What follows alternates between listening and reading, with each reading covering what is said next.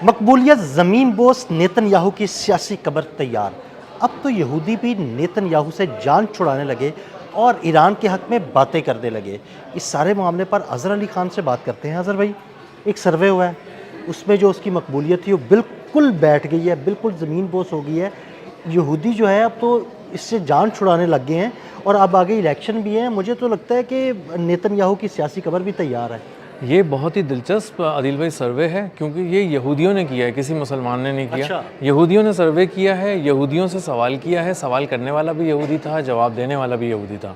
और ये उनका एक इंस्टीट्यूट है वहाँ का, तेल अवीव का, उसने ये एक सर्वे किया और उसने जाके यहूदियों से सवाल करना शुरू किया कि आप क्या समझते हैं कि ये जो जंग हुई है ईरान और इसराइल के दरमियान, इसमें कौन जीता।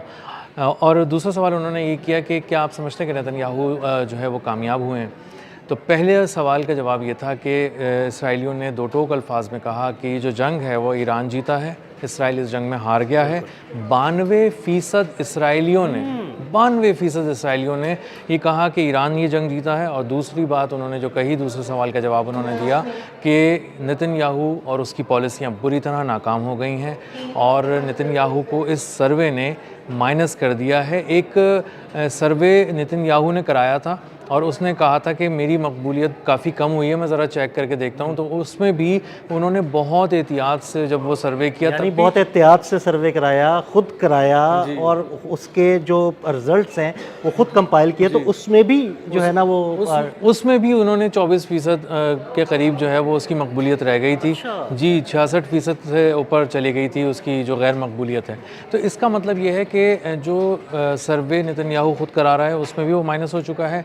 जो सर्वे आज़ाद ज़राए करा रहे हैं और यूनिवर्सिटीज़ करा रही हैं, स्टूडेंट से पूछ रही हैं, जॉब करने वालों से पूछ रही हैं, ख़वातीन से पूछ रहे हैं, तो उन सब का जवाब ये है कि नेतन्याहू नाकाम हो चुका है और इसराइल जो है ये जंग हारा है, ईरान ये जंग जीता है। अब बात ये होती है कि किन बेसिस पे लोग ये बात कर रहे हैं। असल में बात सादी सी ये है कि किन बेसिस पे लोग ये कह रहे हैं कि नेतन्याहू नाकाम हो गया और ईरान जीत गया है।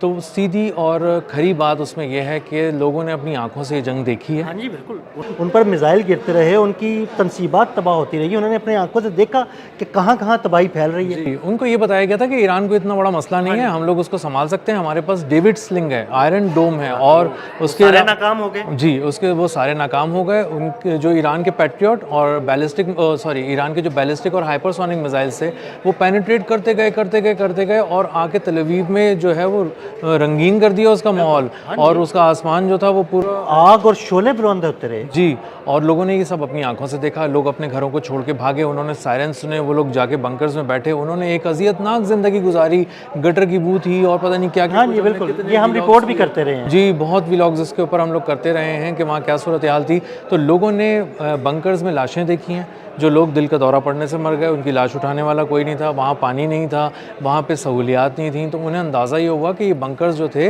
वो 1-2 दिन के लिए बनाए गए थे, इतनी तवील जंग के लिए नहीं बनाए गए थे। और अगर कोई तवील जंग कर रहा है तो इसका मतलब है वो अस्करी तौर पे बहुत ज़्यादा मजबूत है।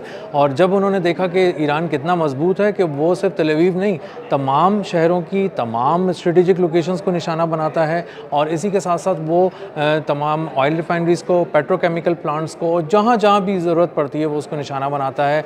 तो वहाँ जहाँ पे भी उसको निशाना बनाता है वहाँ इसराइल की फ़ौज नहीं होती, वो भाग गई है, उसकी क़यादत बंकर्स में छुप गई है। तो उन्हें अंदाज़ा हुआ कि ये जंग नेतन्याहू मुकम्मल हार गया। अज़हर भाई, यहाँ पे मेरे 2 सवाल आते हैं। एक सवाल तो यह है कि चंद माह बाद इसराइल में इलेक्शन होने वाले हैं, तो इस सारी मकबूलियत को मद्देनज़र रखते हुए मुझे तो लगता है कि नेतन्याहू की सियासी कब्र तैयार है, वो अगले आने वाले इलेक्शन नहीं जीतने वाला। एक तो मेरा सवाल ये है।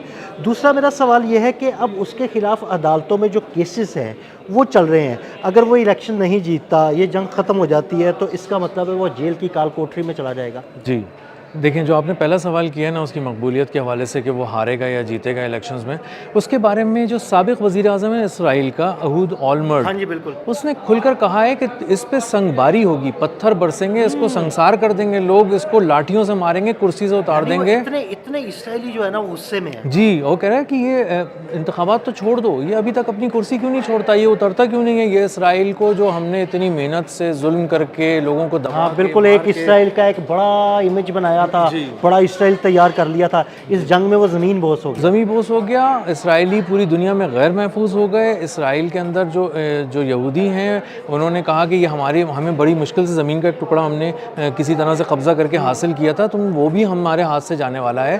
تو اہود اولمرٹ اور اس کے علاوہ ان کے جو ایک ایکس آرمی چیف ہیں, بینی ان کا نام ہے, انہوں نے بھی یہی کہا ہے کہ یہ مروا دے گا, یہ تباہی کی نہج پر اس نے پہنچا دیا ہے, اور اگر اس کو فوری طور پہ اس سے جان نہیں چھڑائی اور الیکشنز کا انتظار کرتے رہے تو اسرائیل زمین بوس ہو جائے گا, گر جائے گا, تباہ ہو جائے گا.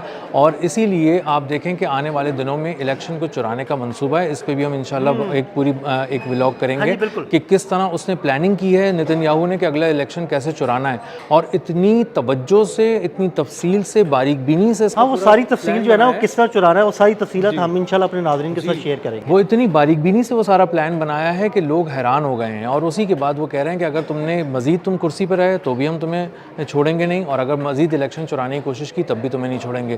جو آپ کا دوسرا سوال تھا کہ یہ اس کے ساتھ کیا ہوگا, تو اس کے ساتھ بہت برا ہونے والا ہے. اس کی ایک بہت سخت سزا ہے جو اس کے کرپشن کے کیسز میں, اختیارات سے تجاوز کے کیسز میں, اور پتہ نہیں کون کون سے کیسز میں جب کھلیں گے تو پتہ چلے گا کہ ایک جج کا بھی جو ہے وہ حادثے میں مار دیا گیا تھا جو اس کے خلاف. وہ صرف ایک جج ہی نہیں, اور بھی کئی طرح کے حادثات ہوئے ہیں. جو لوگ اس کیس سے جڑے ہوئے تھے, جو تفتیش کر رہے تھے یا جو کیس کو سن رہے تھے, وہ اسی طرح مختلف حادثات میں جو ہے نا ایک ایک کر کے جو ہے نا وہ مارے جاتے رہے. سب کو مار دیا گیا, اور اسی لیے جو ہے یہ کیس جو ہے بہت ہی اہمیت اختیار کر گیا ہے. اس کیس کو پینڈنگ میں لایا جا رہا ہے, مسلسل اس کو زیر التوا کیا جا رہا ہے, اور تقریباً 10 سال ایسے ہو گئے ہیں جس میں یہ کیس بس کل کی بات لگتی تھی, لیکن معاملہ اتنا طول پکڑ گیا کہ 10-12 سال گزر گئے. تو اب نتن یاہو پھنسنے والا ہے. جو اس پہ چارجز ہیں وہ بہت ہی خوفناک نوعیت کے ہیں. ہر کیس کے حوالے سے بھی اگر آپ توڑ کے دیکھیں گے تو آپ کو اندازہ ہوگا کہ مجموعی طور پہ جیل میں جائے گا. ٹرمپ بڑی اس کی حمایت کرتے رہے, بہت حمایت کرتے رہے, لیکن کیا آنے والے وقت میں ٹرمپ اس کو بچا پائیں گے؟ عدیل بھائی, ٹرمپ نے جان چھڑا لی ہے, اور ٹرمپ نے بہت ہی بری طرح جان چھڑائی ہے. یعنی انہوں نے آہستہ آہستہ لینڈنگ نہیں کی, انہوں نے اس معاملے میں, اس رشتے میں کریش لینڈنگ کر دی ہے, اور ان کو اس بات کی بھی پرواہ نہیں ہے کہ نتن یاہو سے ان کی بات خراب ہوتی ہے کہ نہیں. ڈونلڈ ٹرمپ نے واضح طور پہ جب نتن یاہو ان کو فون کرتا رہا, کہنے لگا کہ مجھے اپنا مسودہ دکھائیں جو آپ کا ایران نہیں دکھایا, دوبارہ کہا, یہاں تک لکھا ان کے میڈیا نے کہ التجا کرنے پر آ گیا کہ پلیز دکھا دو کوئی 1-2 شقیں, تو انہوں نے اس کو جعلی معاہدہ پکڑایا, اس کے ساتھ دوسرا گیم کیا, ویلوگ بھی کیا تھا کہ جعلی خبریں پھیلائیں گی, جعلی معاہدہ پکڑایا گیا تاکہ اسے پتہ ہی نہ لگے بھائی اس پہ کون کون سی جی, اور یہ امن معاہدہ بچایا جا سکے.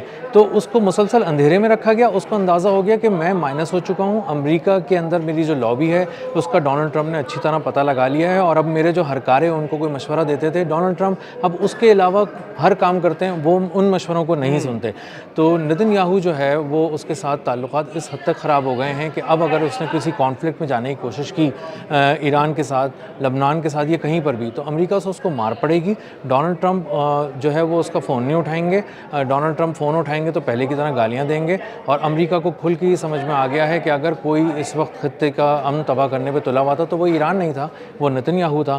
اور جب تک اس کو ہم مائنس نہیں کریں گے, ہم اسی طرح جنگ میں پھنسے رہیں گے, ہمارے اربوں ڈالر ضائع ہوتے رہیں گے, یہ مزے سے عیاشی کرتا رہے گا, اور جب اس کے قربانی دینے کا وقت آئے گا تب بھی یہ امریکی فوجیوں کو مرنے کے لیے آگے کر دے گا. تو اس نے اپنے لوگ تو بچا لیے, اپنا پیسہ بھی بچا لیا, اپنے وسائل بھی بچا لیے, امریکہ کو پوری طرح سے جھونک کر اس کو اچھی طرح سے اس کا چرغا بنوا دیا, اور اب وہ چاہتا ہے کہ وہ اس چرغے کو کھا لے, لیکن ڈونلڈ ٹرمپ اس کو یہ اجازت نہیں دیں گے. میرا نہیں خیال کہ اب امریکہ اس کے قریب آ سکے گا, اور یہ رشتہ اب مستقل بنیادوں پہ آپ کو آنے والے دنوں میں ٹوٹتا نظر آئے گا. بہت شکریہ اظہر بھائی. جی بالکل, اظہر بھائی نے بڑی تفصیل کے ساتھ نتن یاہو کی سیاسی موت کے بارے میں آپ کو بتایا. مزید اپڈیٹس کے لیے ہمیں فالو کرتے رہیں.